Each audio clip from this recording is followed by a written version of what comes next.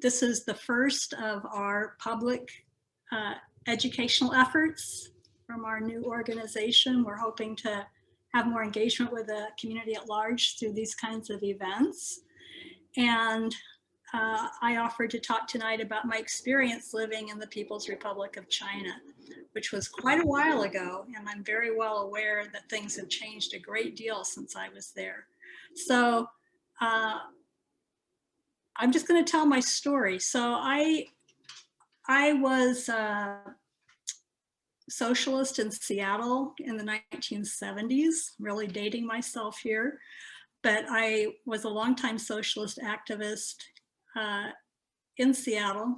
And I never honestly was particularly interested in China. I didn't agree with a lot of the politics and the things there that I knew about it. But I also became a photojournalist, and I was working at a daily newspaper in the Midwest in 1979. And one of my father's colleagues, who was a social worker, called me and asked if I could do a passport photo. I said, sure. And she came down. I said, so where are you going? And she said, China. And I said, it was 79, right? I said, oh, Taiwan. And she said, no, the People's Republic. And the next words out of my mouth was, oh my God, I want to go. Which, like I say, I hadn't had an interest. It was just kind of a gut response. And at that time, you had to be invited to go to China. You couldn't just go to China. And so she explained this all to me. And she said that the group she was going with was with a teacher of hers, a social work teacher of hers, Virginia Satir, that some of you may have heard of. I don't know, she was a family therapist. I had not heard of her, let alone was I a student of hers. So I really didn't have an entree into the group. But this person said, well, you never know, maybe they'll have a last minute cancellation, they'll need to fill it, and that's what happened. So that's how I got to go. I knew almost nothing before I went. Of course, I did a little crash reading to learn a little bit, and I learned how to say hello. But I just got there in the spring of 1980, and it was a 2-week whirlwind tour of things related with family and healthcare. And so it was heavily curated. We had our guides, and we were taken from city to city and place to place.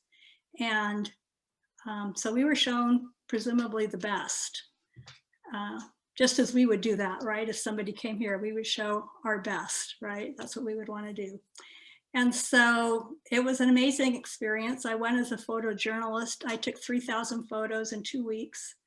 And I kind of fell in love with the place. And it had to do with a couple of things. One was the sound of Mandarin Chinese, which was most of what I heard. I had never heard it before, and I thought it was really beautiful. But the other thing was the spirit of the people that I encountered, because I did know about Democracy Wall. I don't know how many people remember that or have heard of it, but I was there on the heels or on the tail end of one of the waves of democracy movements that happens in China every so often, I learned later. I remember being in Beijing and our guide taking us by Tiananmen Square, and he said, have you heard of Democracy Wall? That's where it was. And he pointed out to where it had been.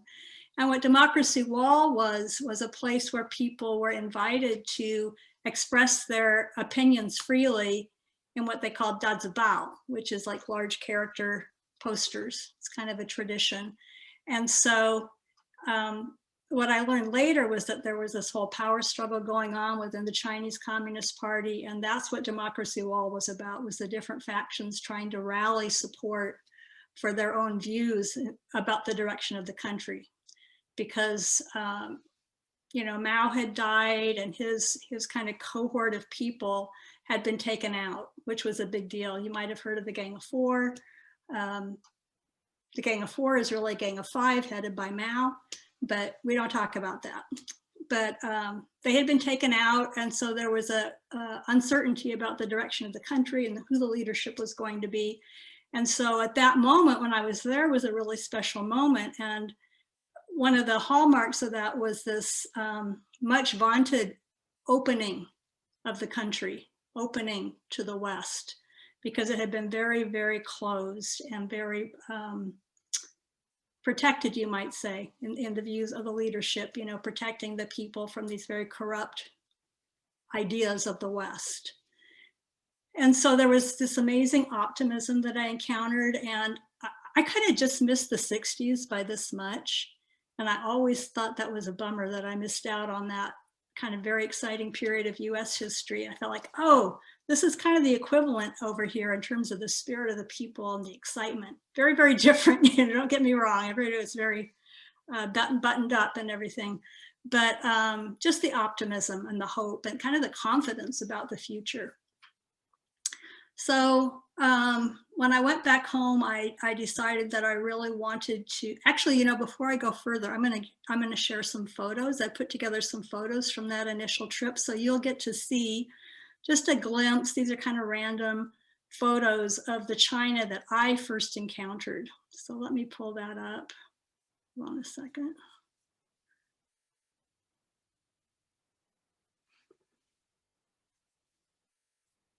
Okay, share screen.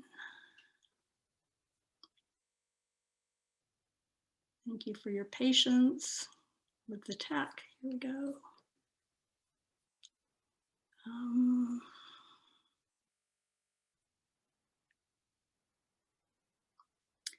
So that I'm just going to go quickly through these. This is an, whoops, hey, don't do that. This is a university, it's an art class, and this is very interesting. It's a figure drawing class. So in 1980, there were no nude figure drawing allowed, only clothed. As you can see, we only see here men. So I don't even know if they had female figures even clothed. So that was kind of like the cultural discipline. Okay, let's see if I can get this to work. This is medical students' study materials. I just thought they were so beautiful and interesting. Students having to study text in English as well as Chinese, so working with multiple dictionaries to do that. Came to a point where I could understand that a little bit. This was my Chinese English dictionary when I was studying Chinese. It's organized by the Western alphabet, but you can see all these characters are ma, ma, ma, ma, ma. Anyway, I won't go into the language today. This is one of the statues in Tiananmen Square. It's like the statues honoring the revolutionary heroes. So you see Mao up here at the top on the flag, and then you see the soldiers and the peasants and the workers. So it's kind of very Stalinist, kind of Stalinist realism, we used to call it, kind of art style. Here's another picture of the same thing from a different angle and color. So, you know, we have these kind of statues, right, in our country that like lift up American patriotism or American patriots or leaders or struggles. So this is a Chinese flavor of that. This was a steel factory. And it's in Yunnan in the west, or south, actually just south, not southwest. But I don't know if you can see at the top there, there's this man standing here, and there are two portraits up here. And at that time, it was Mao and Zhou Enlai. That's all changed now. I'm sure they're not there anymore. But I noticed that both men and women were working the lathes. So there was, I just witnessed a lot of sexual equality on the job when I was there.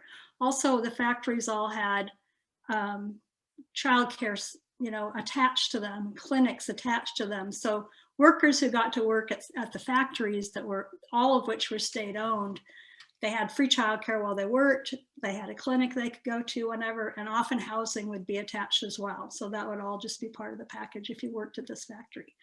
These are just some folks on the street. At the time, again, at the time when I went there, most people had never seen anybody from the West. So there was a lot of curiosity from people. And a kind of innocence. you know, a kind of innocence because of having been so closed. You can notice how people are dressed. That's changed a lot by now, radically. It's the same crowd. This is a factory, an embroidery factory. This is the kind of work that most people would do. It'd be like really heavy, I mean,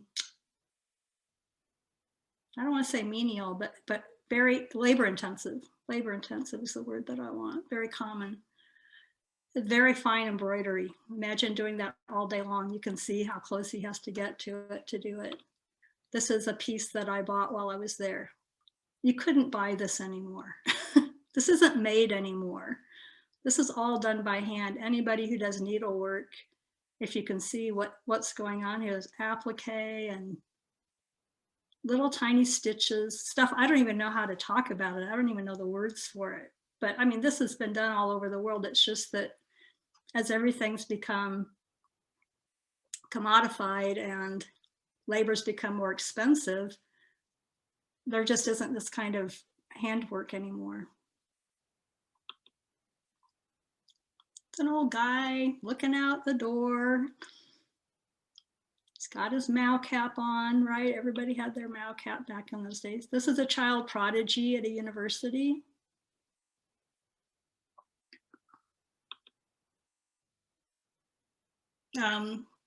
Went to a performance in one of the heavily minority populated areas. There's a lot of national minorities in China. And in this area, we were taken to a show of where they were performing traditional folktales of the area. So this was a fish. She was a fish. This was a hunter with a peacock, and the peacock is taming the hunter.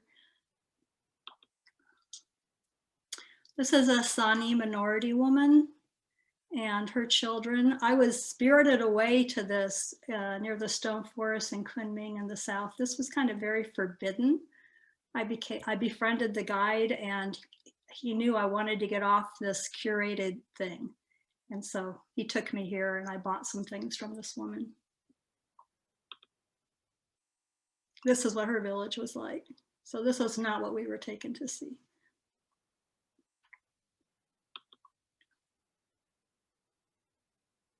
You can see the embroidery again, handwork.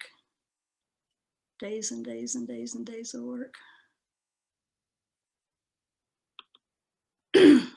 This is in the Forbidden City, which adjoins Tiananmen. Tiananmen Square is actually kind of this square outside the Forbidden City. This was the residence of the emperor and the court. And so it's very, very elaborate. It's very, very beautiful in its way. This is the Chinese Empire. You know, this is the expression of that. The 9 dragon wall. So there are 9 dragons there. That has all kinds of mythological meaning. And you can see the people there dwarfed by that. You know, that's of course intentional. And so it's an interesting tension of like owning your historical culture that actually oppressed you because these are like everyday workers there, right? And this is your heritage. And you know, your ancestors' labor was taken to build this thing. So it belongs to you now, right? It's complicated. But the proverbial Mao coat and hat that we all hear about, that was just endemic when I was there. I think the only people who wear that now are either very old people or radicals, you know, kind of like artists who are like upstarts and, you know, rebelling against the capitalism that's happening there now. They might don these kinds of things to signify that, but nobody else would. Again, some of the opulence. This is an interior in the Forbidden City. A rice paddy.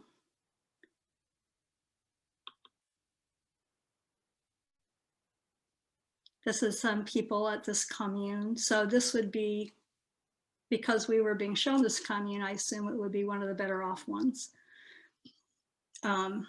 I took this picture partly because of these young women hanging on each other. You know, in the US, I would never see this, two women hanging on each other like that. And in China at that time, you would see women hanging on each other like that or men hanging on each other like that, but you would never see a man and a woman hanging on each other like that. That would be forbidden. And so these other people are like, why is she taking a photo? Because it's just so normal to them. They don't know what I'm photographing. This is an interior of a home in the Shou commune. It has a dirt floor, but it's upscale. Children at that commune caring for younger children. You can see the young children have even younger children they're carrying on their backs. So again, this is still considered a Shou commune, right? With little kids taking care of even littler kids. This is the commune school. Schoolgirl at the commune school.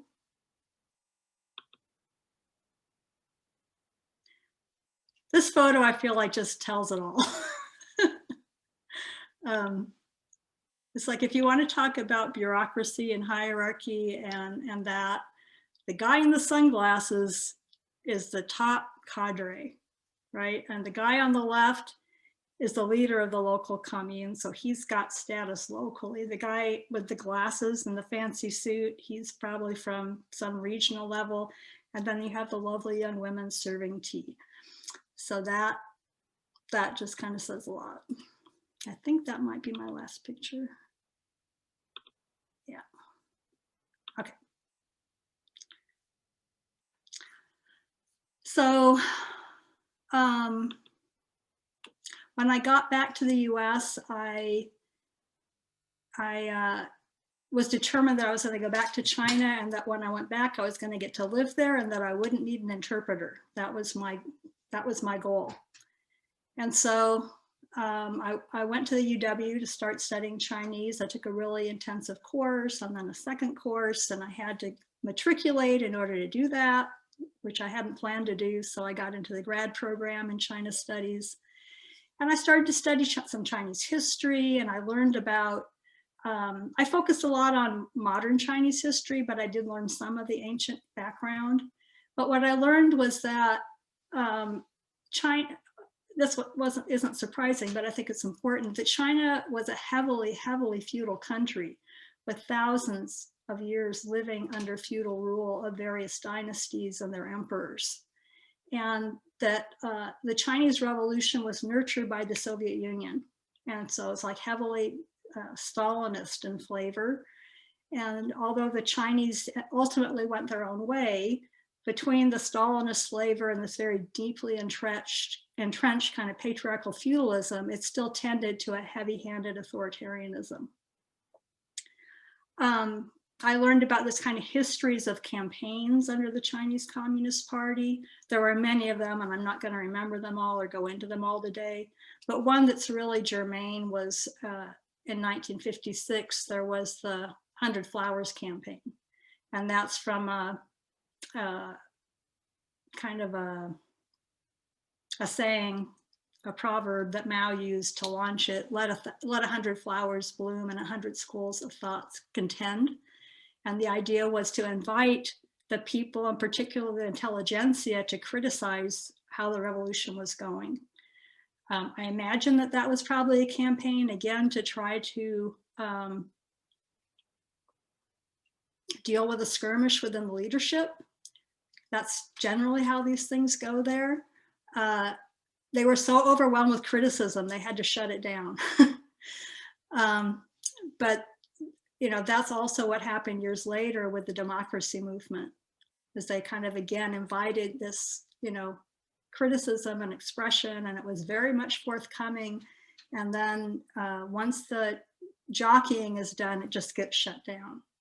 But it's interesting in China, one thing that's very different about their culture from ours is that they have a very ancient, long-standing tradition around education and rule. And so they've always had a big bureaucracy in China, and they have a very long tradition of people studying and then sitting for exams and being able to be hired onto the court and into the government system. And so it's a pairing of education and government. And so, and there's a traditional cultural value on education. And so the intelligentsia in China, I encountered this when I lived there. And that's partly why the students are so crucial in a lot of the movements, is because they feel this kind of burden, cultural burden of being responsible for the direction of the country. Like that's on them. You know, they've had the privilege of education and that they should take responsibility. So it's a very deeply culturally ingrained belief. Excuse me.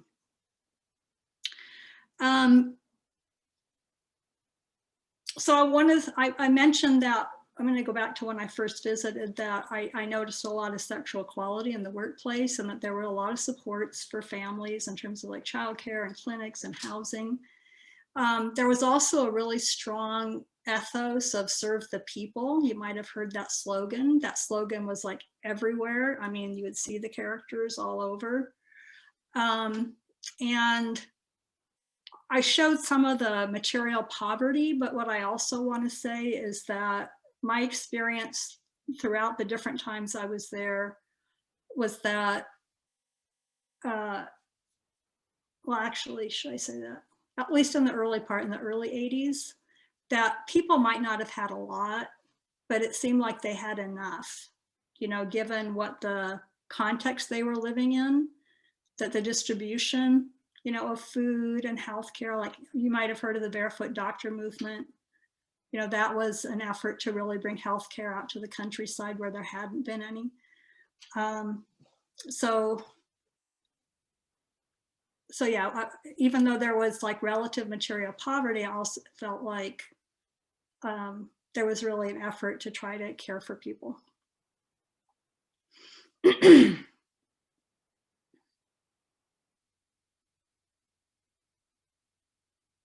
So one of the things that happened for me as a radical left-wing democratic socialist while I was studying at the UW was really kind of grokking that this is a country of 1 billion people. I mean, can you imagine administering a country of 1 billion people, most of whom are in poverty? It's like, it's no joke. I mean, I started to have some sympathy for things that were not very democratic. It's like, well, you know, how are you going to feed people? How are you going to make sure people have clothing? You know, it's very heavily centralized. And I remember there was some discussion about economic reform, right? Because so in 1980, when the democracy wall happened, and there was this jockeying for the direction of the country. I don't know if you remember Deng Xiaoping. You know, he was somebody who had been really put out of favor in earlier campaigns, and he managed to jockey his way into the leadership at that point. He had gotten taken out for being a capitalist Reuter. He was like going to allow some capitalism in there to develop the economy. And so one of the things that happened was the economy started heating up a lot. Some economists said, oh, it's too much, it's too fast, and what's going to happen? That could be a disaster. And one of the metaphors that was used was a freight train. It's like once China was like headed down a road, it's like it's really hard to like turn the freight train to do something different. So it's interesting what they can do with a certain amount of centralization. You might have heard that they banned single-use plastic bags. You know, they can do that. It's like, that's it. You know, they just do that in Beijing and that's it. Yeah, there might be some corruption and some exceptions in different places, but they can do some of those things that way. I'm looking at my notes. Oh, another thing that I started to understand as I studied more of the history was that a lot of the things that we here might look at China and think of as communist, they're actually Chinese. You know, we think of that as communist, but they're actually old Chinese tradition. So One of them is a really ancient tradition of administration and organization. So when I went back and lived there in '82, I went to study at Peking University. And one of the things that foreigners had to contend with, not just foreigners, the Chinese too, but it was, of course, foreign for us because we weren't from there, was the Public Security Bureau, the Gong'anju. And the Gong'anju was something to be quite concerned about because they have a lot of power and influence and could make things happen or not happen. And what I found out was that in Imperial China, they organized everything by households, 10 households. That was like a really ancient form of organization. The Gong'anju did not invent that. So that's just one example of what I mean, that a lot of things in China are simply Chinese. They're not, those things that we think of as communist, more than likely are more Chinese than communist.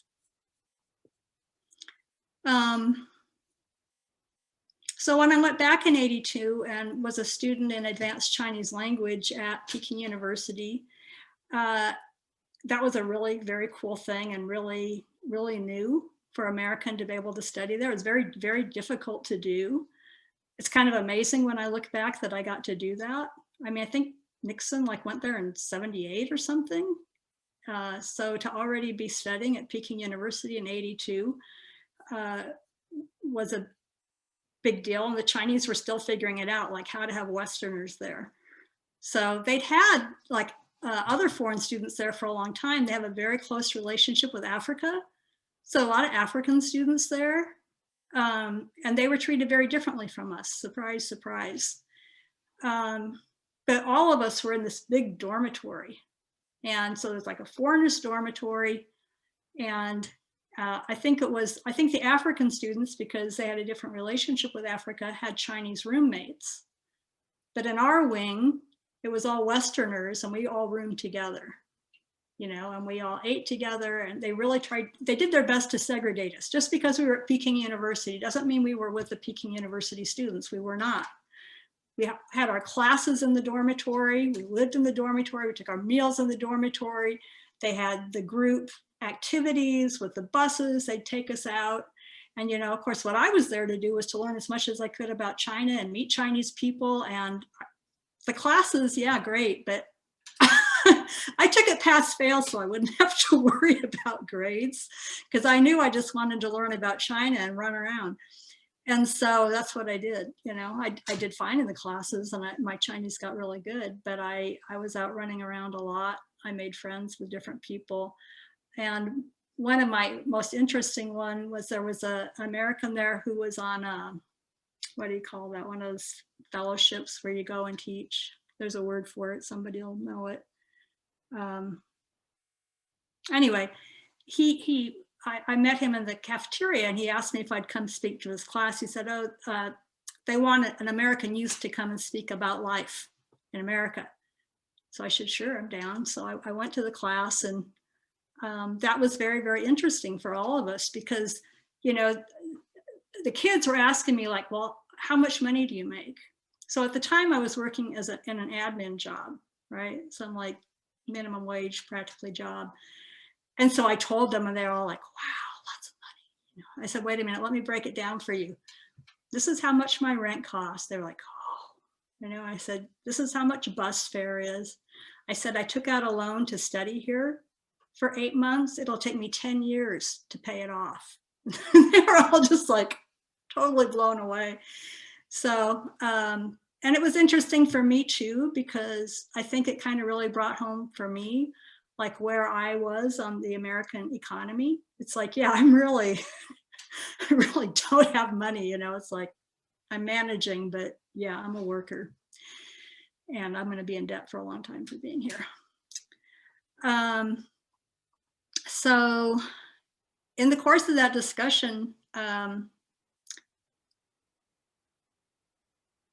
we got into a discussion about, I can't remember how that happened, but I started talking about feminism and sex roles. And, you know, I was talking about how, well, this is just built into the Chinese language. Like they have, like their character for fornication is 3 female symbols. That's the character for fornication. I was like, what the hell, you know? I said, do only females fornicate? Like, what's up with that? And a young woman raised her hand and she said, yes. She said, you know, in the May 4th movement, which was one of the early democracy movements before 1949, you know, a new character was introduced, character for she, because in Chinese, it's the same word for he, she, him, and her. It's all the same, ta. And people in China constantly ask male or female, because the language doesn't tell you. You know, there is no word that delineates sex. And there's, in pronouns, there are no pronouns that indicate sex. And a lot of names are not obvious what sex they are. Some are, you know, more, you know, flower, whatever. but so people are always asking male or female, male or female. And so she said to me, she said that the traditional character for that pronoun is a person. Some people translate that man. And so it's not quite clear, does that mean man or does that mean person? And so they introduced a female pronoun in writing. It still sounds the same, but in writing, they put a female sign on it. And she said, I'm not sure if that's progress. She said, because now you can discriminate in writing. You know, before you couldn't, because you just wouldn't know. So that was an interesting discussion, and she and I ended up becoming friends, and I learned a lot from her. She and her family, you know, they got pressure about our friendship. Like she invited me over for dinner once. Her family, I was getting ready to leave, I think, and her family wanted to give me a goodbye dinner, and they had to cancel it. You know, they got pressured.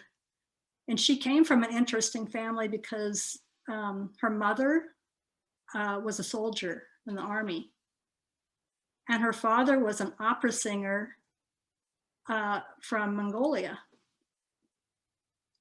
And at that time, and it may still be the case, you had to have permission to live where you lived. They had something called a hukou, and that meant where your housing registration was. So her mom had housing registration from Beijing because she grew up there. Her father from Mongolia could only live there because he was married to her, and they managed to get a registration for him. But during the Cultural Revolution, he was arrested, right? Because he was an artist. And that's what happened to artists during the Cultural Revolution. And she told me that her mother, who was a soldier, was heavily pressured to divorce him and renounce him because he was an artist. And she refused to do that. And so she suffered for that. So they managed, so, you know, eventually he was released and they got to be together. And I remember my friend being so upset because she said, you know, my mother suffered so much for my father and she's been so loyal, but my father can't ever like wash a dish. She's like, what's up with that? You know, what? So that was, it was very interesting, the conversations we had. And yeah, I'll stop there with that story.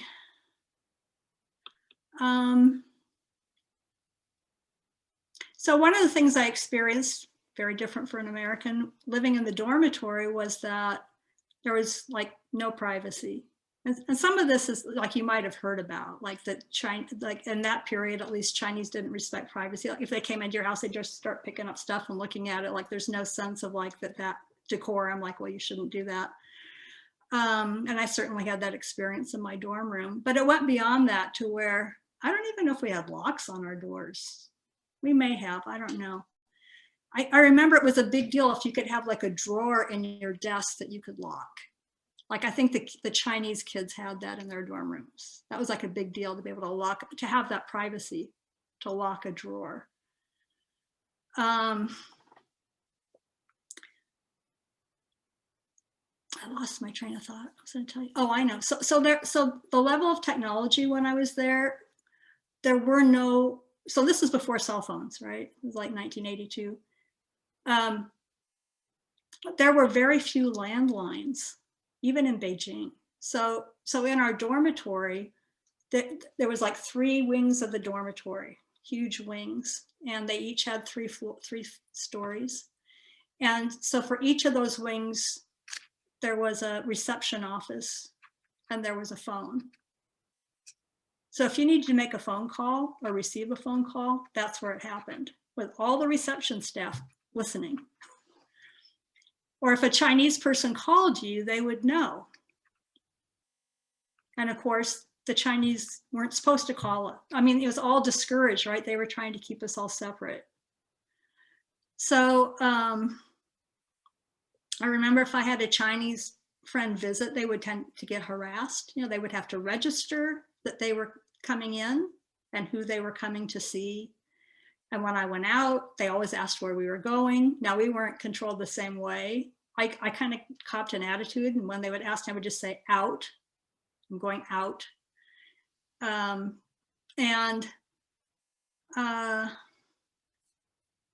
me look at my notes.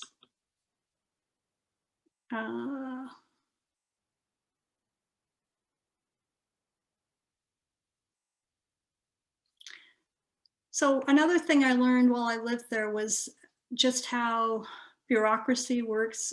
I think of it as having to do with poverty, because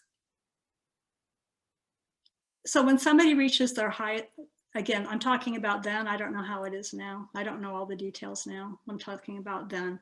But at that time, when you reach your highest level of education, which would be publicly paid for, you would never pay for education. Either you got to go to university or you didn't, right? Or grad school or high school or whatever. Once you reach your highest level of education, then you were assigned a job. They call it fun pay. You're assigned a job. You don't have a choice. You have the job, and that's it. There is no mobility. You cannot change, you could not change jobs. You could not get promoted. You'd just be assigned the job. If your job was to sweep streets with a broom, then that's what you do for the rest of your life. Or wait tables, or push a pencil, you know, be an accountant, be a teacher, whatever it was, that's just it. That's it. And so people, there wasn't a lot you could do to make money, right? Because that's your job. Whatever your income is, that's what you get. Whatever your benefits are, that's what you get. That's all. And so people would tend to hoard whatever little shred of bureaucratic power that they had and wield it. So an example of that is like at the train station, you're trying to buy a train ticket. I saw this firsthand where the ticket sellers, they would hoard a few tickets. They couldn't sell them for more, but they could keep them for influential people. So they have those tickets that they could give to somebody who was influential, who might be able to get them something special from some imported good or something, you know, or some kind of influence. I mean, one of the words you hear all the time in China is guanxi. Guanxi means, they call it gao guanxi, and it means use relationships, you know, make relationships, because that's the only way you're going to get anything. You can't get it with money. You can only get it with relationships. So whatever little, you know, if you have some little shred of bureaucratic power, like selling train tickets, then you use that. And so foreigners complain about it a lot, but I'm like, what would you do? I'm like, you know, I had waited tables a lot in my life by that time. I'd worked as a server, right? Tips and all that. I go in a restaurant there, and they had such a shortage of restaurants that, and seats in restaurants. So like you'd go in a restaurant and actually people would stand behind you. Once you got seated at a table, people would be standing behind your seat, waiting for you to give up your seat. Can you imagine? And so it's very difficult to enjoy your meal because somebody's standing behind you waiting for your seat. But foreigners would always complain about the service. like at restaurants or what. There's no tipping. Tipping was illegal and also considered an insult. And so foreigners would complain about the service in restaurants. And I, as a server, I was like, good for them, they're not kissing ass in the restaurant. They're just serving the damn food, they're not having to show cleavage or whatever, they're doing their job. And considering the fact that they'll never, ever, ever be able to change their job, I think they do their job pretty well. So very different culture, right? Different economy. Another word you'd hear a lot was Zohomen, and that means go through the back door.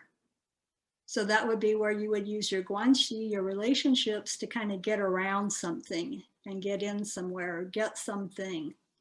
And I always saw that as partly about poverty. And I'll come back to that a little bit later. But one of the things is that, yes, there were people who had more, there were a handful of people who had a telephone in their house. Not a handful, but I'm just saying, there's certain classes of people that might have been able to have a telephone, right? Or access to private transportation other than a bicycle. Bicycle at that time was equivalent to us having a car. It cost that much in terms of your income. And it was like your transportation, your convenience. That's your convenient transportation rather than taking the bus or walking. And I can say from having visited Ethiopia, where that really is just walking, that having a bicycle really is a major thing. Let's see. Another thing at that time when I was there was that although people couldn't change jobs, they also had job security. They couldn't be fired. So there was something called the iron rice bowl, meaning that it was unbreakable. You would never not have rice. So that can cut both ways, right? It's like really hard to fire somebody. It could be a really poor worker. But there's also a lot of pressure on people to be good workers. That was kind of more the ethos, serve the people, do your part. And I really felt like people, for the most part, really embraced that. And it was also the single child policy when I was there. And living in Beijing, which was quite a crowded city, I would often hear people like at crowded bus stops cursing about there being too many people. Chinese are too many people in China. So a lot of people, supported that in the cities. I think it's in the countryside where there's more resistance, and that has a lot to do with economics on top of culture.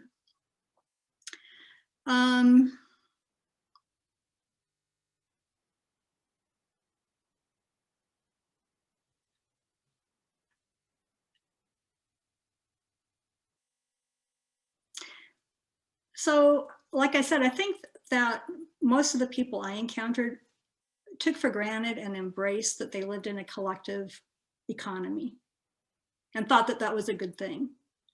Now, did they think that one party rule was a good thing? I would say it was kind of a fact of life. Maybe they didn't particularly like it, but something else I learned while I lived there was that the whole history there, the culture there was one of feudalism. And so in a way, it was kind of like,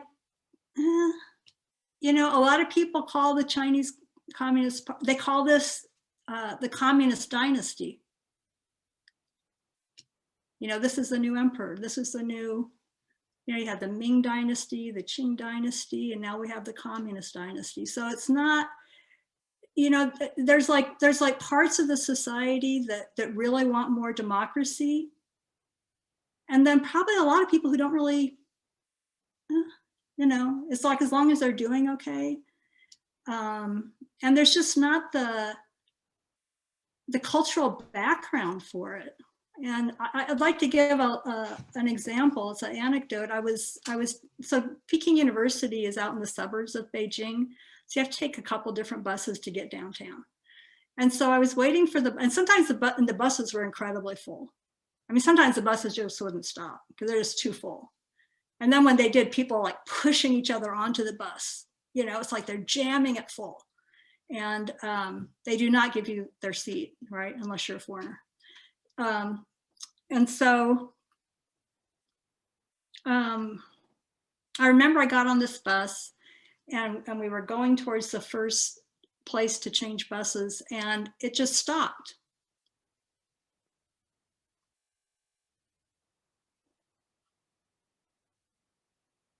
And that's what it was like. You know, there was no announcement. There was no explanation. It just stopped. And everybody just sat there. I mean, it must have been 5 minutes before anybody mumbled under their breath. And I just thought, oh my God, you know, if this were the US, people would be like, you know, the driver would be like giving an immediate announcement. We're having a mechanical problem. The next bus will be in 5 minutes. You know, you can stay on or get off. We'll give you a transfer, you know, the whole 9 yards. But I just, it was such an amazing experience for me to see that, like that huge cultural gap between our ideas of what we have a right to and what we expect and all that, and how it was there. It's just totally different. And so there's clearly a strain in the culture of people wanting democracy. You know, that was going on at the turn of the 19th century, you know. So it's, but you know, it's still pretty recent, right? If you consider a 5,000-year-old culture, you know, 120 years, big deal, you know. And so for us, you know, in the US, we're like 200 and some years, you know, and entirely different history, you know, entirely different situation, you know, going through capitalism, going through bourgeois revolutions, going through, you know, union struggles and popular political movements, our own revolutions not even that long ago. And I mean, neither is the Chinese Revolution. I'm just saying that the character of it's so different. So again, getting back to what's communist and what's Chinese, you know, a lot of the things are Chinese and not particularly communist, some of these cultural artifacts and ways of being.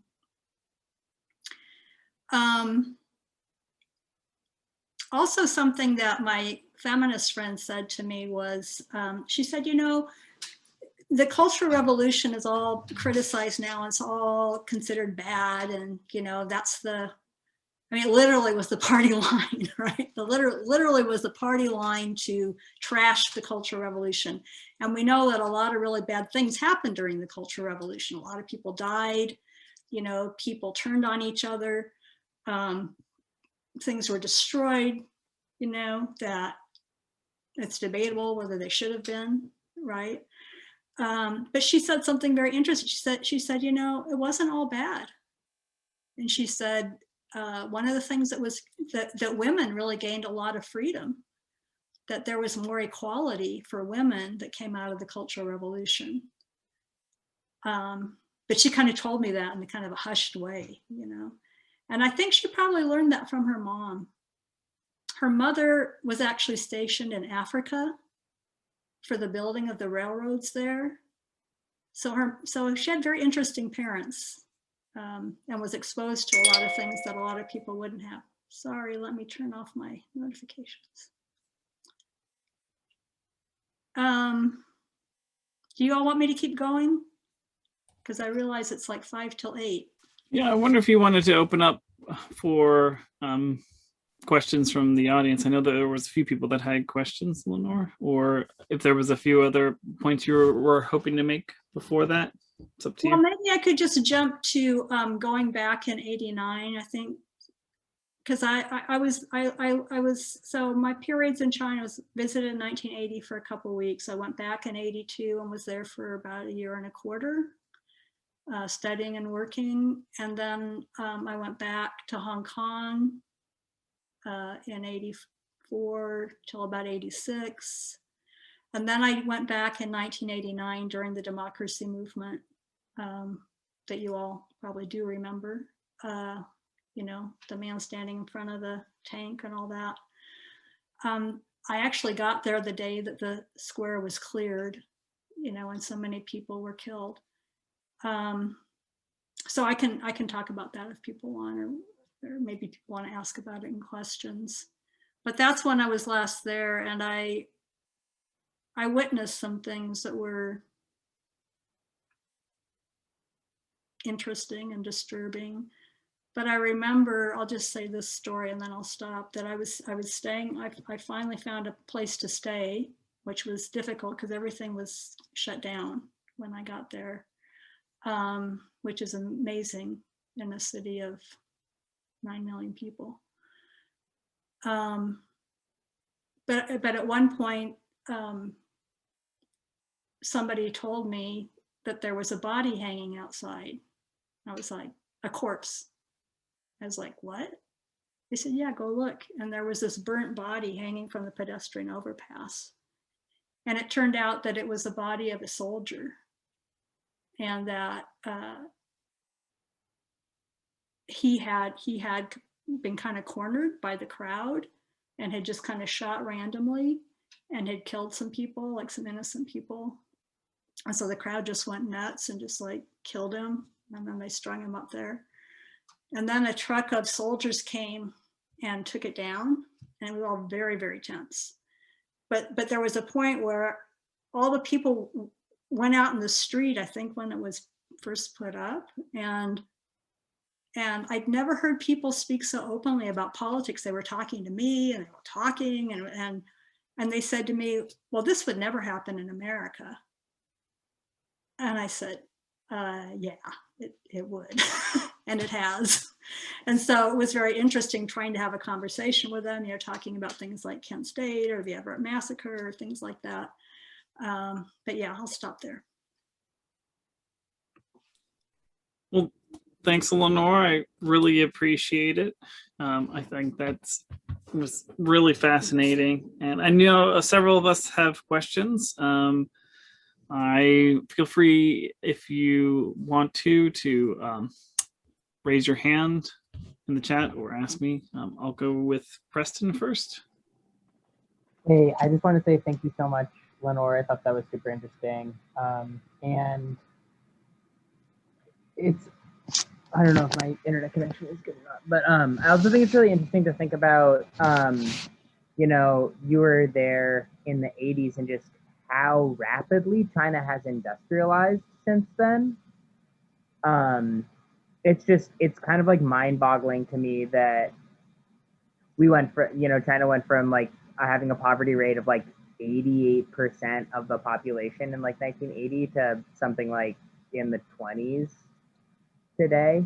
Yeah, I guess it's a more protracted question, but yeah, I guess I was wondering if you have thoughts on the way that like China is in a lot of ways like villainized for this like rapid industrialization. And I feel like a lot of the fear mongering that is seen on both sides of the political spectrum today feels like attributable to like a fear that a country can end poverty, effectively like move towards ending poverty and providing food and clothes for a population over like a 50-year period where like those rates continue to grow in America and will be even like I'm sure statistics are going to be pretty wild as we like come out of the coronavirus pandemic and we see how many people are unemployed and what the government is or isn't going to do for us in America. Is there something you want me to address, Preston, or just comment? Oh, I guess like were you starting to see like you spoke to this a little bit, but just like how you saw industrialization developing while you were there, and also if you've been keeping track of like how you feel like industrialization has, changed what we were seeing in terms of like the rural communities versus the urban communities and stuff like that. Yeah, I mean, I think that's a really complicated question because there were many efforts prior to 1980 to industrialize, the Great Leap Forward, and,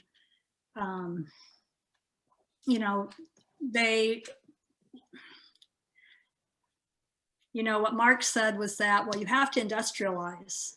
You have to industrialize to increase wealth and to raise the standard of living. And so, so they were working on that. And they did some, and there's a lot of scholarship around them exploiting the countryside in order to do that, like taking from the from the peasantry to create industry, and that kind of extractive process, and what that did to people. Not positive. And so, with Deng Xiaoping coming in, the capitalist road, I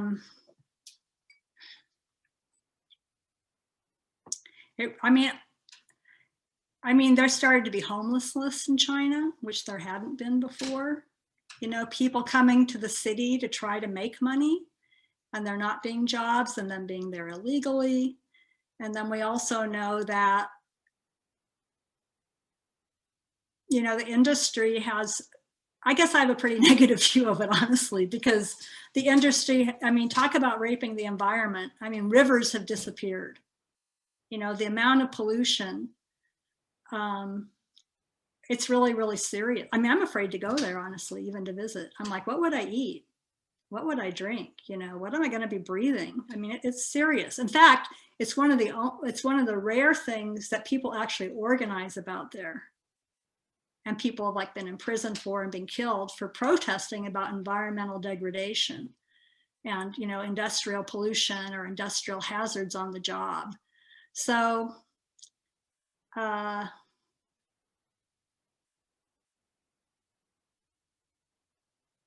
not sure if it's so great. I don't think that has to do with how America sees it. That's more how I see it from the left or the right in America, whatever. I don't feel like I'm addressing your question, Preston. Lenore, Dan asked a question. Have you ever met a member of the Communist Party, or did you ever meet a member of the Communist Party? Oh, sure. Yeah, all over. Yeah. It's not that uncommon. It may take a while to become a member, but there's a whole road to get there if you want to do that. Starting with the Communist Youth League and the Red Pioneers and all that. It's children. It's kind of like Girl Scouts here, but it's Red Pioneer. You wear a little red scarf. You saw some of them in the pictures, and then you can be part of the Young Communist League, whatever. They have these different things. But it's definitely gives you some influence to be a party member. Not within the party so much, but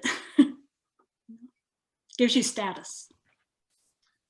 Grace asks, would you be willing to discuss the people of China's opinion on the US? I know you haven't been there in a bit, but I'm so interested in if they get the nationalist anti-US propaganda as heavy as the US lays it on its citizens. Like the anti-Chinese stuff that the US citizens get? I assume so. Yeah.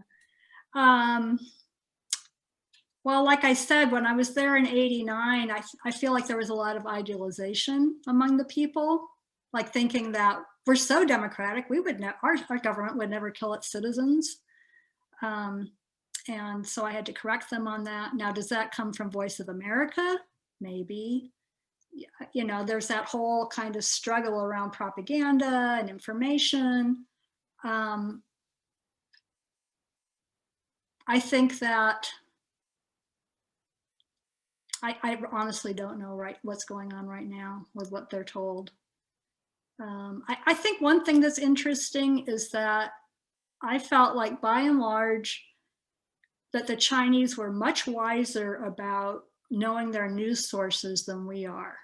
It's like they just assume their news sources are corrupt, right? They just assume that, okay, well, that's the voice of the Communist Party. That's what they want us to know. That's what they want us to think.